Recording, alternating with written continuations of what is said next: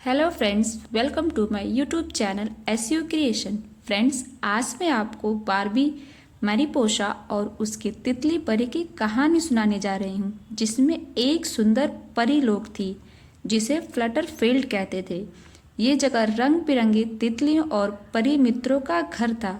फ्लटरफील्ड की रानी माराबेला एक चमकती हुई रोशनी से पूरा लोक सुरक्षित रखती थी। लेकिन एक दिन कुछ ऐसा होता है जो फ्लटरफील्ड के लोग को खतरे में डाल देता है। फ्लटरफील्ड एक अमन और शांति से भरपूर जगह थी। वहाँ सभी तितली परियां खुश और सुरक्षित थी। मैरीपोसा एक सुंदर और बेहद क्यूरियस तितली परी थी जो दूसरों से अलग थी। उसे अपनी दुनिया से बाहर की चीज़ों के बारे में जानना और समझना बेहद पसंद था। वो अक्सर सितारे देखते हुए सपने देखती थी कि एक दिन वो फ्लटरफील्ड के बाहर की दुनिया देखेगी। मैरीपोसा के दो अच्छे दोस्त थे, विला और रायना। ये दोनों उससे बहुत प्यार करते थे, लेकिन कभी कभी उन्हें लगता था कि मैरीपोसा थोड़ी अलग है, क्योंकि वो हमेशा नए सपने देखती थी और फ्लटरफील्ड की रोशनी पर भरोसा नहीं करती थी। सब कुछ अच्छा चल रहा था, लेकिन एक दिन अचानक एक डायन, जिसकी नज़र फ्लटरफील्ड पर बहुत दिनों से थी, वो फ्लटरफील्ड की रोशनी को बुझाना चाहती थी। उसने भेष बदलकर फ्लटरफील्ड में घुसने की योजना बनाई और वह इस योजना में सफल भी हुई। उसने रानी मैराबोला के भरोसेमंद और वफादार रिदम को अगवा कर लिया और खुद उसकी जगह पर आ गई। मौका पाकर एक दिन उसने रानी मैराबोला के खाने में जहर मिला दिया। फ्लटरफील्ड के शक्ति का स्रोत यानी रानी मैराबोला एक जहरीली साजिश का शिकार हो जाती हैं, जिसकी वजह से उनका स्वास्थ्य गिरता है और फ्लटरफील्ड की चमकती रोशनी धीरे धीरे फीकी पड़ने लगती है। अगर रोशनी बुझ जाए तो फ्लटरफील्ड के सारे लोग खतरे में आ जाएंगे, क्योंकि इस रोशनी के वजह से ही अंधकार में रहने वाले राक्षसों से फ्लटरफील्ड सुरक्षित रहता है। रानी के जहर का इलाज सिर्फ एक जगह मिल सकता था, ग्लो वाटर लैगून, जो फ्लटरफील्ड से बहुत दूर एक खतरनाक जगह थी। रानी का वजीर और सबसे वफादार मित्र लॉर्ड क्यूमलस एक टीम तैयार करते हैं जो इलाज लाने के लिए ग्लो वाटर लैगून जाए। जब इलाज लाने के लिए किसी बहादुर तितली परी को चुना जाता है तो मैरीपोसा अपने सपनों और हिम्मत के साथ इस मिशन के लिए वॉलंटियर करती है। विला और रायना भी उसके साथ जाने के लिए तैयार हो जाते हैं। इनके अलावा एक और परी, प्रिंस चार्लोस, जो रानी मैराबोला का बेटा है, उनके साथ देता है। ग्लो वाटर लैगून तक की यात्रा आसान नहीं थी। रास्ते में कई मुश्किलें और खतरनाक प्राणी मिलते हैं। उन्हें अंधकार के राक्षसों का भी सामना करना पड़ता है, जो फ्लटरफील्ड की रोशनी बुझाने का इंतजार कर रहे थे। सबसे पहले मैरीपोसा और उसकी टीम को अंधकार के जंगलों से गुजरना पड़ता है। जंगल में अंधकार में रहने वाले राक्षसों का बसेरा था। इन राक्षसों की शक्ति उनके अंधकार में छिपी थी और इनकी सबसे बड़ी कमजोरी थी रोशनी। रोशनी में इन राक्षसों की शक्ति कमजोर पड़ने लगती है। मैरीपोसा और उसकी टीम ने राक्षसों की इन कमजोरी का फायदा उठाते हुए अपने चारों तरफ एक चमकदार रोशनी कर ली और उनकी हिम्मत और टीम स्पिरिट ने उन्हें आगे तक ले गई और उन्होंने बड़ी आसानी से जंगल पार कर लिया। अंधकार के जंगल के बाद टीम को एक जल परी की दुनिया से गुजरना पड़ता है, जो सिर्फ अपने फायदे के लिए काम करती थी।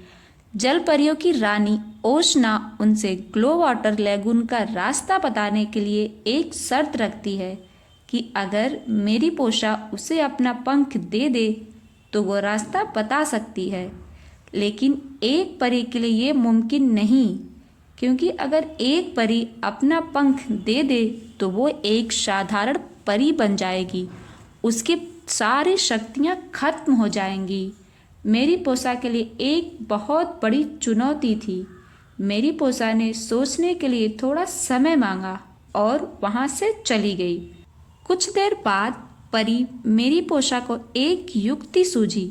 उसने अपने असली पंखों को बांध दिया और नकली पंख लगा लिए और रानी ओशना के पास चली गई और उसके सामने अपने नकली पंख तोड़ दिए और अपने नकली पंखों को रानी ओशना को देने से पहले लैगून झील का रास्ता पूछा तो रानी ओशना ने तुरंत रास्ता बता दिया। परी मैरीपोसा ने पंख जमीन पर रख दिया और इससे पहले कि रानी ओशना उसके पंख को लेती, मैरीपोसा और उसकी टीम वहां से जल्दी जल्दी चले गए। मैरीपोसा अपनी समझदारी से जल परियों के दुनिया को भी पार कर लेती है।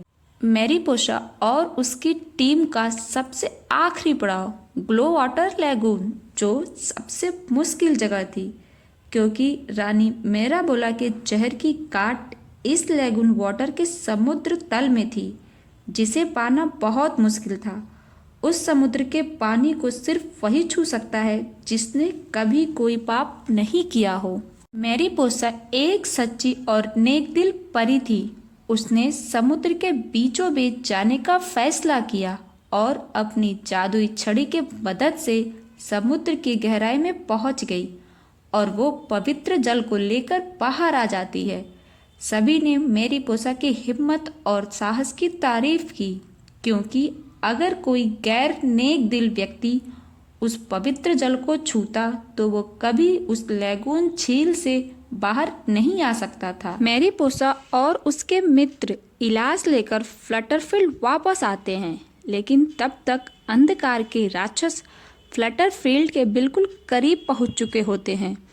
मैरीपोसा अपने समझदारी से उन राक्षसों से छिपकर इलाज लेकर रानी मैराबोला के पास पहुंच जाती है और उधर प्रिंस चार्लोस और उनकी टीम मिलकर एकता से उन अंधकार के राक्षसों से युद्ध लड़ती है और उन्हें पीछे हटने पर मजबूर करती है। इलाज से रानी मैराबोला को ठीक किया जाता है और फ्लटरफील्ड की रोशनी फिर से चमकने लगती है।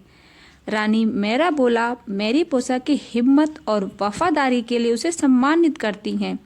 प्रिंस चार्लोस मैरीपोसा की दोस्ती और समझदारी की तारीफ करते हैं।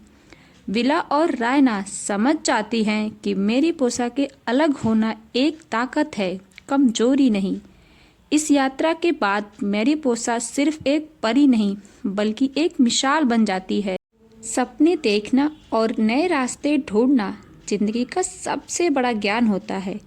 इस कहानी से हमें ये सीखने को मिलता है कि हिम्मत और दोस्ती से हर मुश्किल का सामना किया जा सकता है।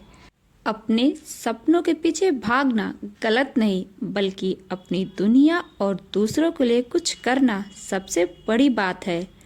अलग होने का मतलब कमज़ोर होना नहीं, बल्कि अपनी ताकत को समझना होता है।